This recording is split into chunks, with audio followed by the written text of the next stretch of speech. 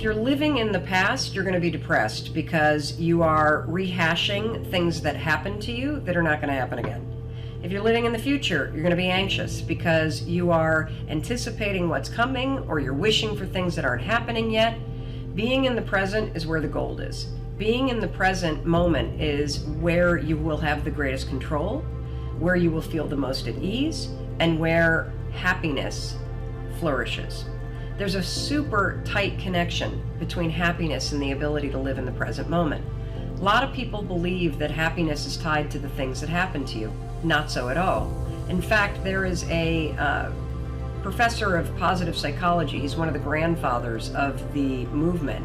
He teaches at the University of Pennsylvania. His name is Martin Seligman, and he's studied happiness for decades. Now, one of the things that we've talked about a lot is that 40% of your happiness levels are preset by genetics. 60% you are in complete control of.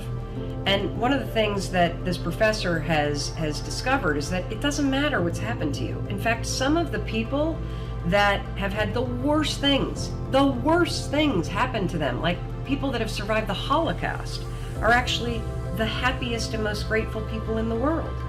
Happiness comes down to this right up here.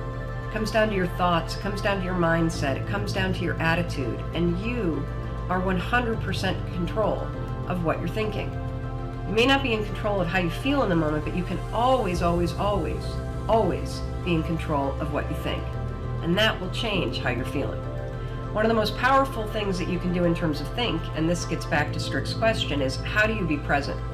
Being present is literally nothing more than the skill of having your thoughts be in this moment, not in the past, not in the future, but right here. The way that you teach yourself how to do that is that the moment that you catch yourself being distracted, the moment you catch yourself starting to worry, the moment you catch yourself drifting to the future or drifting to the past, that's a moment of tremendous power because you basically just woke up. You basically just noticed that you're not here in this particular moment. So use that wake-up call, 5, 4, 3, 2, 1, and ground yourself in this moment. The best way to ground yourself in the moment is to look for something in this particular moment that you can savor. Now, I'm using the word savor on purpose because it's the word that psychologists use to describe what happens when you find something in this moment right now, right here, right now, to focus on and to appreciate. It could be literally the questions. These are printed out questions from people on social media. And if I were to stop and look at these and savor them, what I would feel in this moment is a tremendous amount of gratitude because people are taking the time to write. And that makes me feel incredibly grateful. And it also makes me very happy because it means that the folks that are writing are taking control of their lives and seeking out the information that they need. Another form of savoring that we can all relate to is eating. As you're eating, instead of drifting to the future and thinking about all the things that you need to do or hanging out in the past and rehashing everything that's happened during the day, be in this moment, in this meal. Slow down.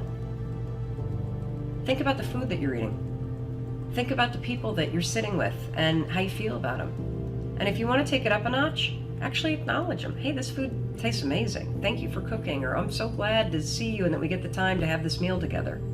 Those small, simple acts of savoring are how you expand your happiness inside the present moment.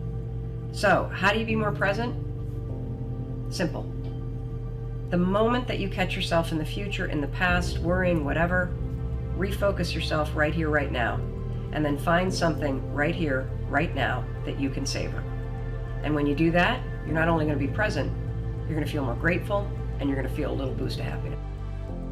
Yeah, I think failure is the highway to success, and I know that sounds like a platitude, but society or people teach us, right? They say, oh, if you fail and feel uncomfortable, you've done something wrong. And what I try to do in all of my books and my presentations and my tweets is you cannot get to the mountaintop without taking a few missteps.